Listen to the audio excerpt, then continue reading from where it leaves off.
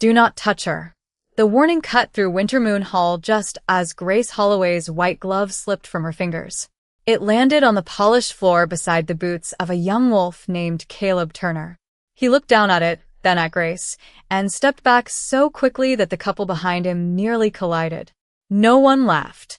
That would have been easier.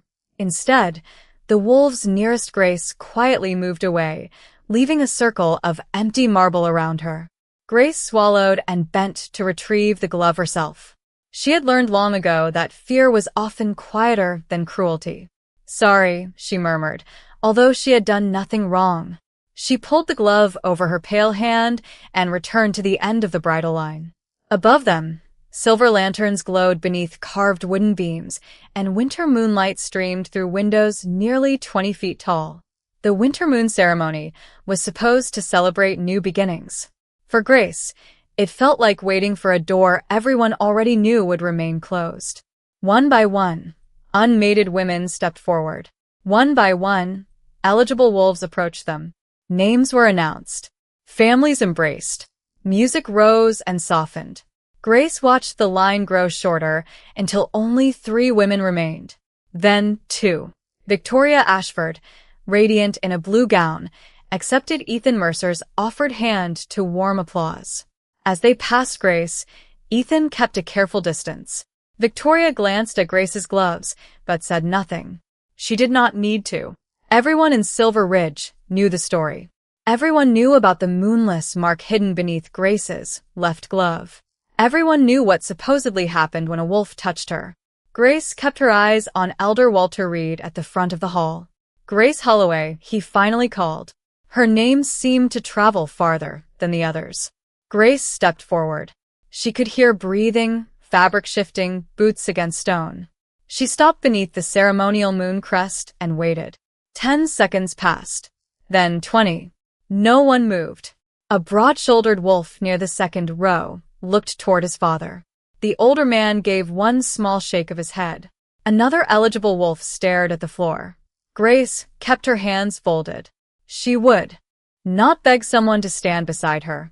Surely somebody, Elder Walter said carefully, wishes to step forward. Silence. From somewhere behind Grace came a low voice. I would rather leave without a bride. A few nervous murmurs followed. Grace felt the words, but she refused to let them bend her posture. She had survived years of people refusing her hand, refusing food she offered, refusing even the harmless comfort of standing too close. She could survive this too. Elder Walter's expression softened with uncomfortable pity. Grace hated pity most of all. He raised the ceremonial staff. Then by the laws of the winter moon, one bride remains unclaimed. The words had barely settled when 3 deep horns sounded beyond the hall. Every head turned. The massive royal doors swung open, letting cold air sweep across the marble. Guards in dark formal coats entered first. Then a tall man stepped through the doorway, his presence silencing even the whispers. Grace recognized the silver wolf crest immediately. Alpha King Nathaniel Cross had arrived. His gaze moved across the hall, past the elders, the newly matched couples, and the gathered wolves. Then it stopped on the only woman standing alone. Grace. Nathaniel Cross did not ask why everyone had bowed. He asked why Grace had been left standing alone. The question was simple, but the silence that followed was not. Grace kept her gloved hands folded at her waist as Elder Walter Reed approached the Alpha King and offered the formal welcome. Nathaniel listened politely, yet his gray eyes returned to Grace before the elder finished speaking. She knew that look. Curiosity usually came first. Fear followed after someone whispered the story. Your Majesty, Elder Walter said, lowering his voice, the ceremony has just concluded. Nathaniel glanced toward the newly matched couples. So I gathered. His gaze shifted back to Grace. And her?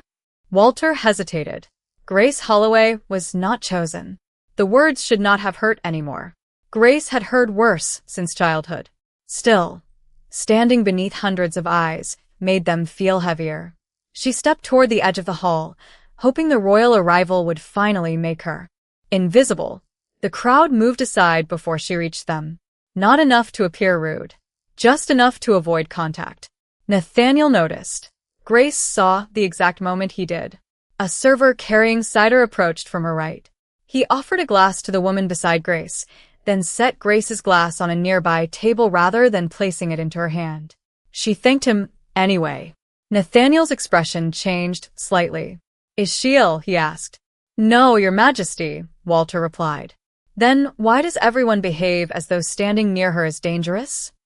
A whisper moved through the room. Grace closed her eyes for half a second. Here it came. She had been 12 when fear first learned her name. During a winter gathering, a young wolf had touched her bare hand and suddenly lost the ability to shift. Months later, another wolf experienced something similar after helping Grace from an icy creek. Neither incident had ever been explained. Explanation had not mattered. Two coincidences became a warning. The warning became a rumor. The rumor became a certainty repeated by people who had never once asked Grace what she remembered. By 14, other children stopped holding her hand during moon dances. By 16, shopkeepers placed her change on counters instead of into her palm. By 18, Grace had started wearing gloves everywhere, even indoors. She told herself it made other people comfortable. The truth was harder. The gloves made their fear easier to survive. "There is a mark," someone whispered. Nathaniel heard it. "What mark?" Nobody answered immediately. Grace looked down at her left hand. Beneath the white fabric rested the pale crescent-shaped symbol she had spent years hiding. Victoria Ashford finally spoke from beside Ethan Mercer. "They call it the Moonless Mark." Nathaniel turned toward her. "They." Victoria's confidence faltered. "The Pax, Your Majesty. People say wolves lose their strength after touching her." Grace felt the room waiting for Nathaniel to step away. Most people did, once they learned. Instead, he looked around at the careful distance surrounding her. Nearly 6 feet of empty floor separated Grace from everyone else. "People say," Nathaniel repeated.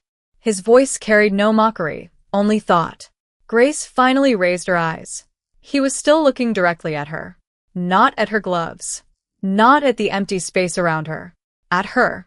For reasons she could not explain, that frightened her more than another rejection would have. Nathaniel took one measured step forward. Several wolves inhaled sharply. Grace immediately stepped back. He stopped. The surprise in his face was brief, but unmistakable. He had expected everyone else to fear Grace. He had not expected Grace to fear what might happen to him. Nathaniel remained where he was, leaving the distance between them untouched. That surprised Grace. Powerful wolves were rarely patient when someone stepped away from them, especially kings. Yet he did not command her forward. He simply studied her with a calm that made the whispers around them seem strangely childish. Ethan Mercer cleared his throat. "Your Majesty, there is no reason to concern yourself with this. Everyone in Silver Ridge knows what happens when someone touches her." Nathaniel turned slightly. "Everyone?" Ethan hesitated. "Everyone who knows the history." "Then tell me the history." Ethan glanced toward Elder Walter. Two wolves lost their ability to shift after physical contact with Grace. When? Years ago. How many years? Ethan's confidence weakened. The first incident happened when she was 12. Nathaniel looked around the hall. And the second? Elder Walter answered this time. About 8 months later. Nathaniel nodded slowly. Were healers consulted? Of course. Did they determine Grace caused either condition? No one answered.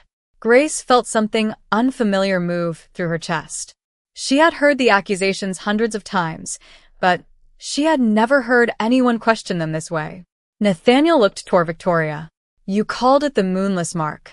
Who identified it?" Victoria opened her mouth, then closed it. Elder Walter shifted uncomfortably. The name developed over time. Nathaniel's eyebrows lifted. "So, nobody identified it." Silence. Grace stared at him. He was not defending her. Not exactly. He was doing something no one had bothered to do in 14 years. He was asking for facts. "Has anyone ever asked her?" Nathaniel said. The question seemed to confuse the room. "Asked me what?" Grace finally spoke. Nathaniel turned toward her. "What happened?" Grace's fingers tightened inside her gloves. People already decided what happened.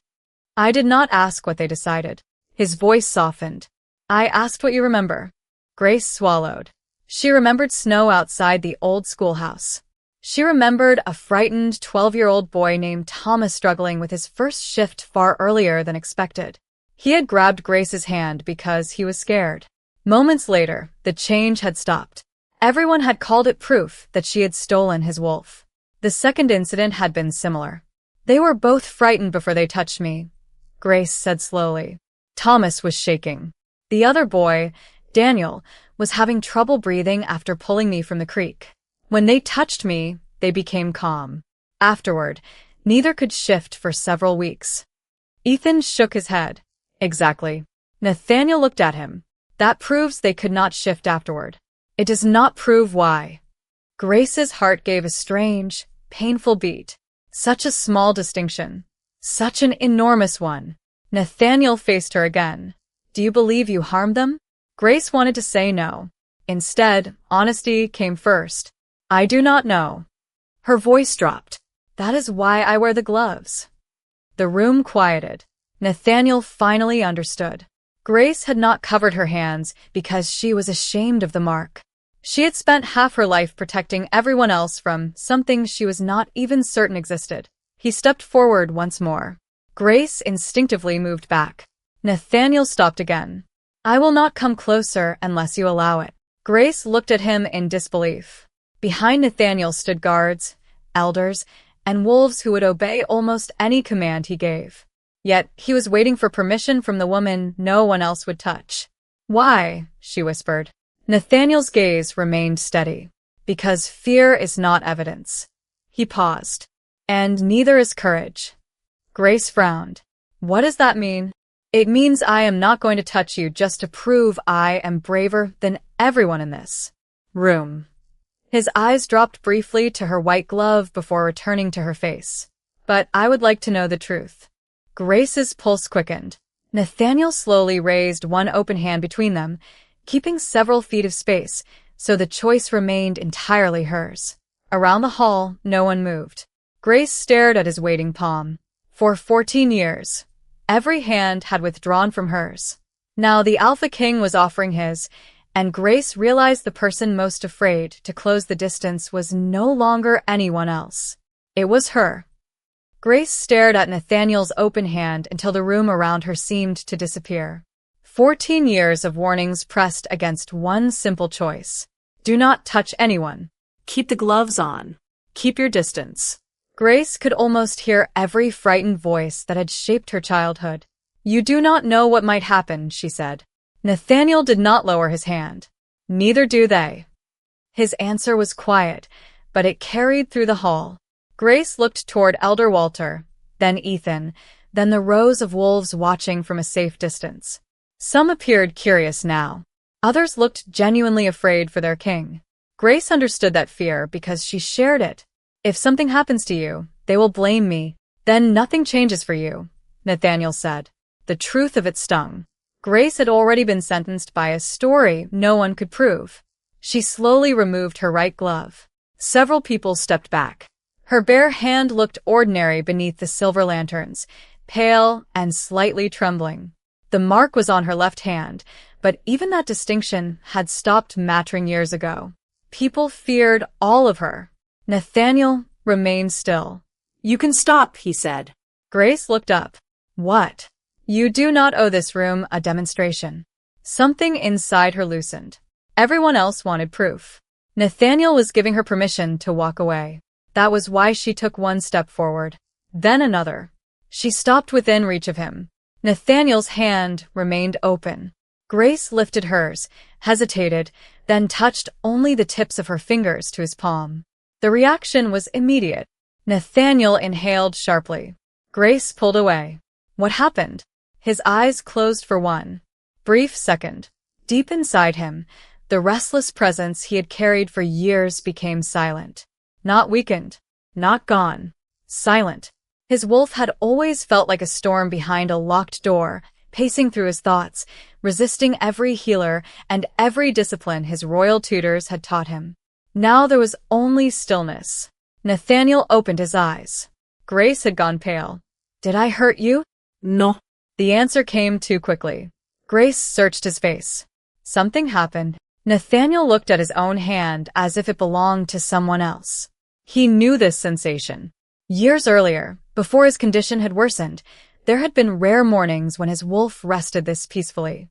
He had spent years trying to recover that balance. Grace had restored it with a touch lasting less than a second. "Your Majesty?" one of his guards asked. Nathaniel raised a hand, signaling that he was fine. Then he looked at Grace. Her fear was not for herself. Even now, surrounded by people who had treated her like a danger, her first concern was whether she had harmed him. "May I try again?" he asked. Grace blinked. "You want to touch me again?" "Only if you agree." Slowly, Grace extended her bare hand. This time Nathaniel placed his palm against hers. No one spoke. No strength left him. His knees did not weaken. The silver wolf crest on his coat remained unchanged. Yet inside him, the impossible calm deepened. Grace felt something too. Not power flowing from Nathaniel, but a restless pressure settling beneath her fingertips, like rough water becoming smooth. Nathaniel finally understood enough to know that the old stories were wrong. Grace did not take something from wolves. She changed something within them. He released her hand gently. The crowd waited for an explanation. Nathaniel gave them none. His face had become unreadable, but Grace caught something in his eyes that frightened her in a completely different way. Recognition. "You have felt this before," she whispered. Nathaniel looked at her for a long moment. "Yes." Grace's breath caught. "Where?" The Alpha King's gaze dropped to her uncovered hand. When he answered, his voice was almost too quiet for the room to hear. "That is what I need to find out." Nathaniel did not explain himself in the crowded hall.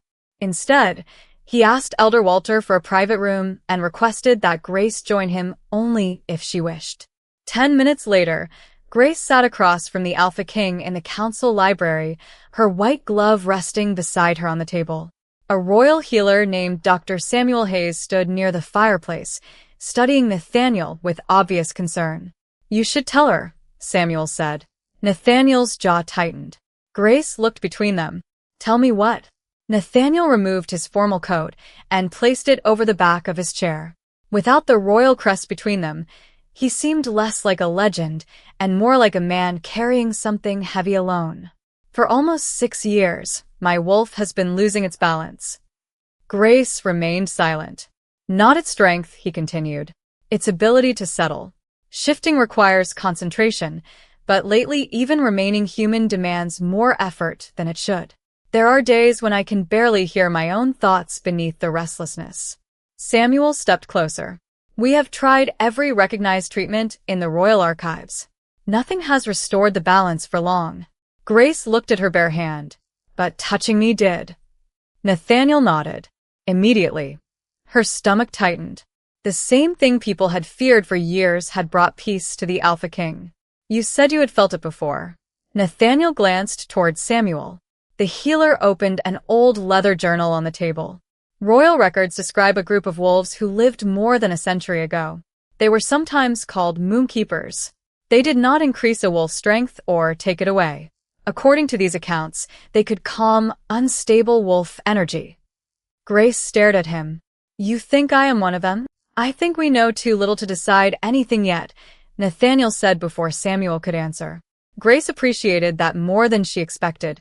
No grand declaration. No new label replacing the old one. Just uncertainty spoken honestly. "Then what happened to Thomas and Daniel?" she asked. "If I did not take their wolves, why could they not shift afterward?" Samuel closed the journal. "That is what we need to investigate." Nathaniel stood and walked toward the window. Outside, snow had begun falling over Silver Ridge. "There is another problem." Grace waited. "If the council learns your touch affects my condition, they will stop seeing you as Grace Holloway." She frowned. "What will they see?" Nathaniel turned.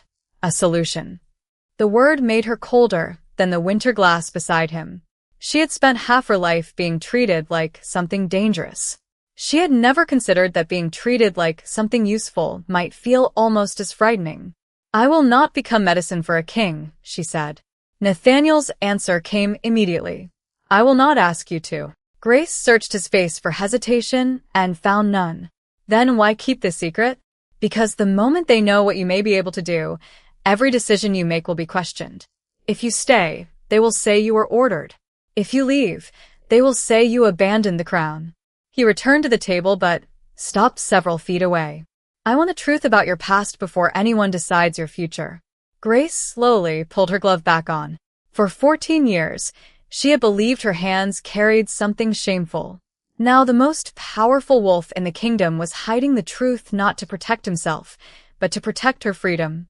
A knock sounded at the library door. Elder Walter entered carrying 2 dusty record boxes. Your Majesty, we found the medical reports from the incidents involving Thomas and Daniel. Nathaniel looked at Grace. She felt her heartbeat quicken. Somewhere inside those faded pages was the story that had shaped nearly her entire life.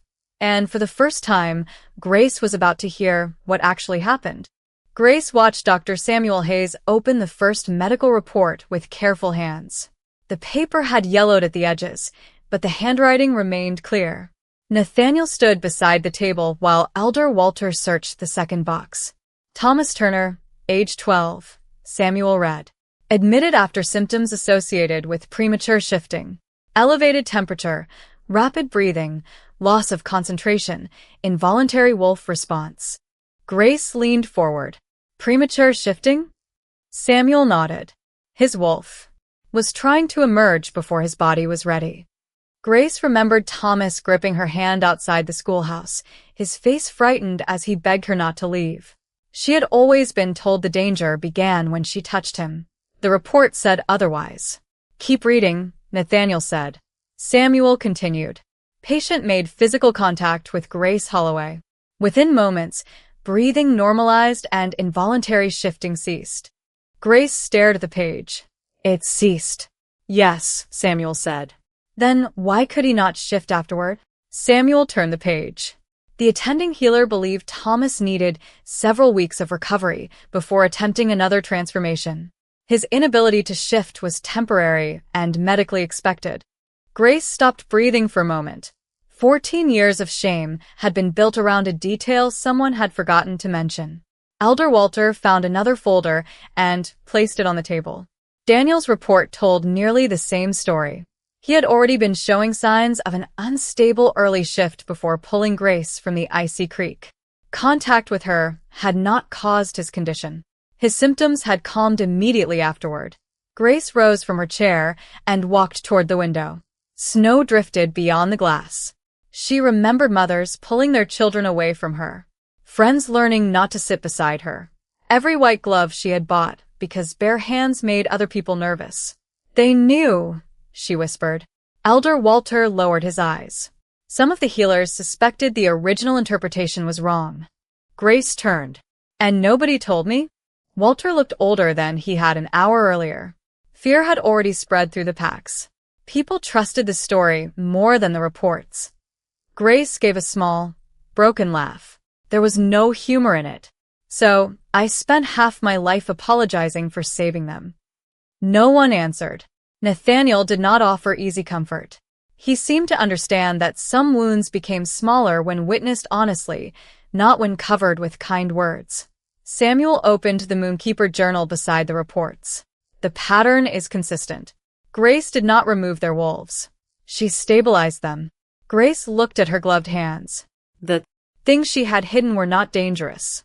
They had never been dangerous. A knock interrupted the silence. One of Nathaniel's royal advisors entered, followed by 2 council members. Their expressions told Grace immediately that the secret had not remained secret for long.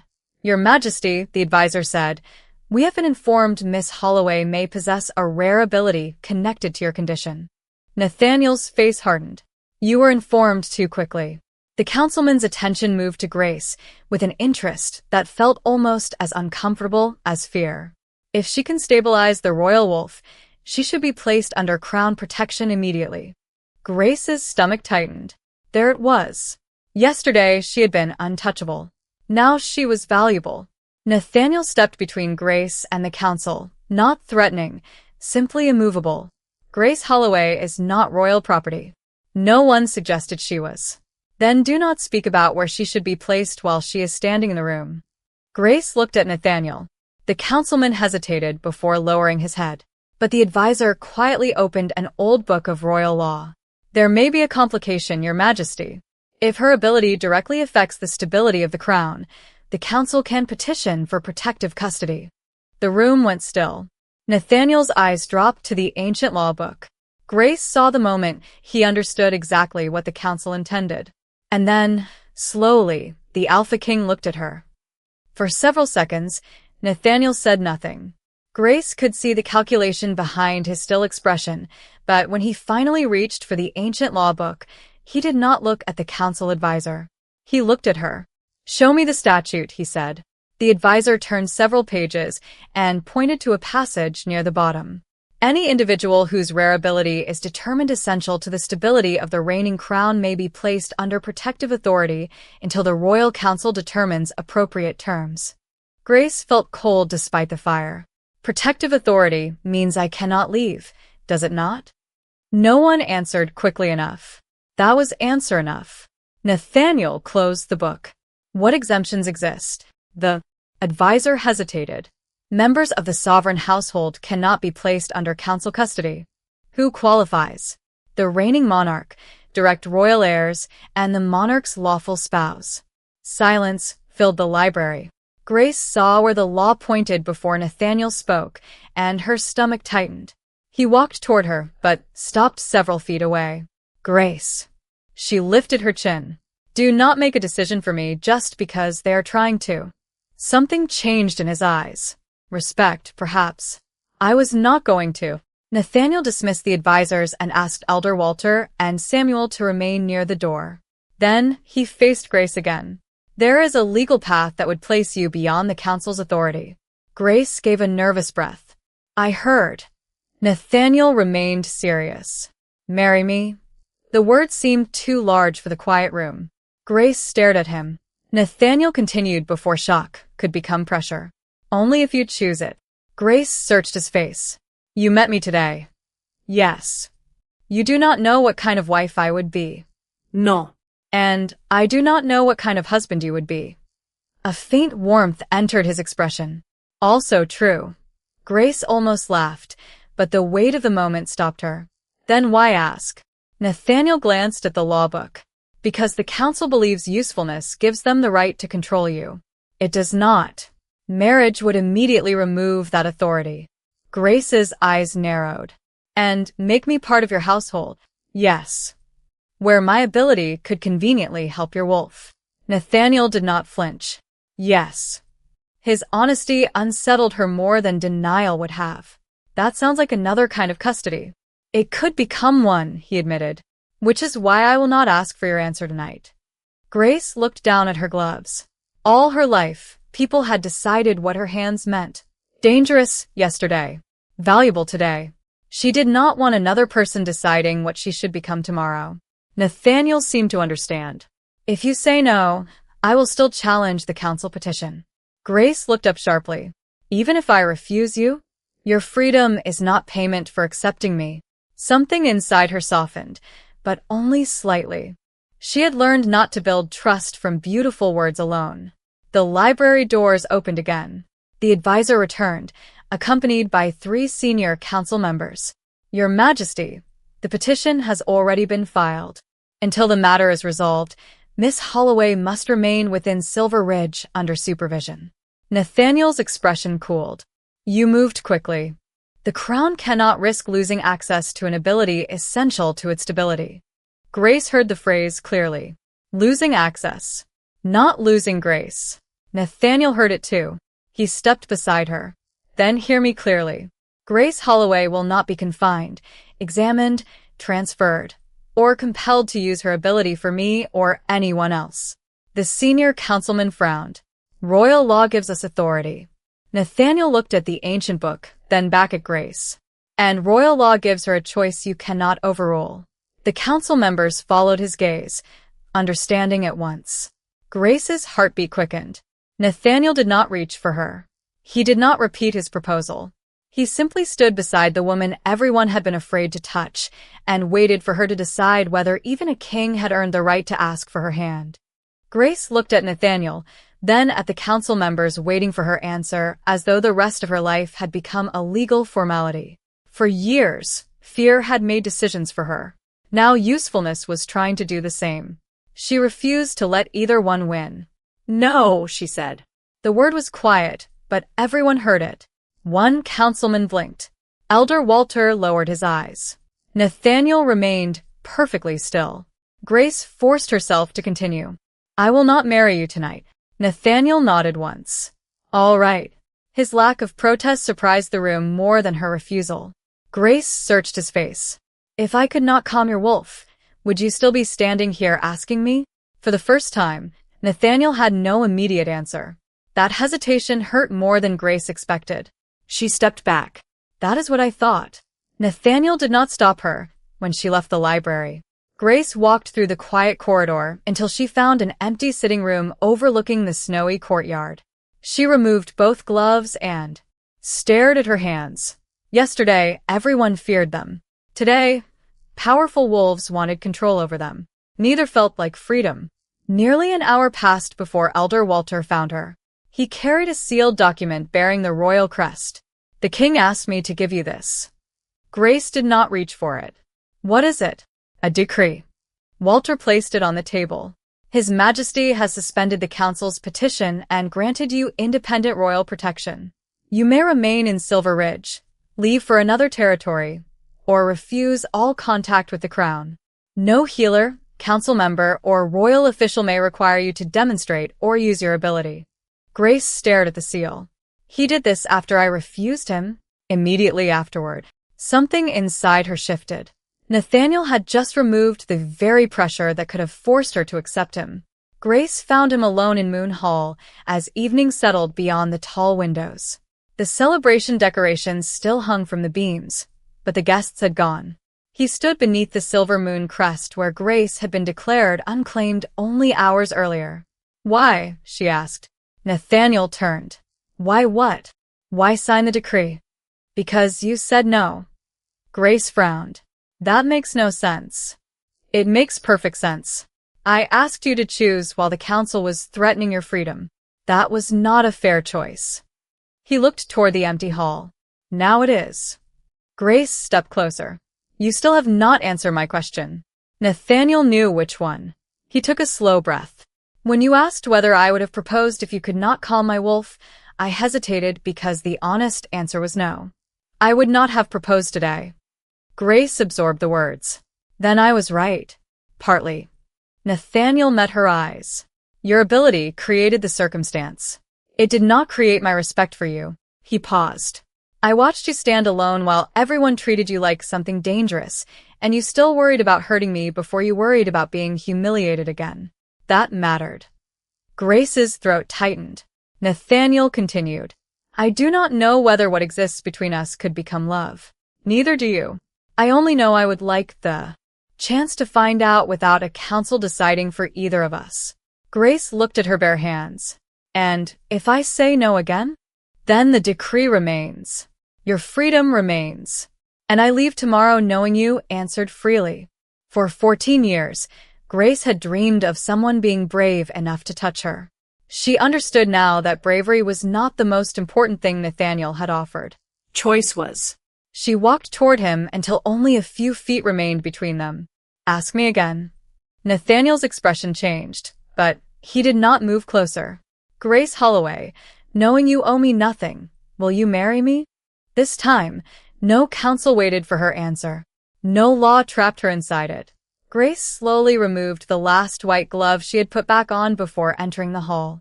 Then she held out her bare hand. Yes, she said. This time, I choose to. The wedding took place 3 weeks later beneath the same silver moon crest where Grace had once stood alone. Winter Moon Hall looked different now, though Grace knew the marble floors, towering windows, and carved wooden beams had not changed. Perhaps she had. Wolves filled the room again, including many who had watched her remain unchosen. Their eyes followed her as she entered, but this time Grace did not lower her gaze. She wore a simple ivory gown and the same white gloves she had worn for years. A whisper moved through the crowd when people noticed them. Grace heard it and kept walking. At the far end of the aisle stood Nathaniel Cross, dressed in the formal black and silver of the crown. He did not approach her. He waited. That mattered. Every step Grace took belonged to her. Elder Walter stood beside Nathaniel, while Dr. Samuel Hayes watched from the first row with a quiet smile. Even Ethan Mercer and Victoria Ashford had come. Neither looked afraid anymore. Grace reached the ceremonial platform and stopped before Nathaniel. He looked at her gloves, then at her face. "You kept them," he said softly, "for today."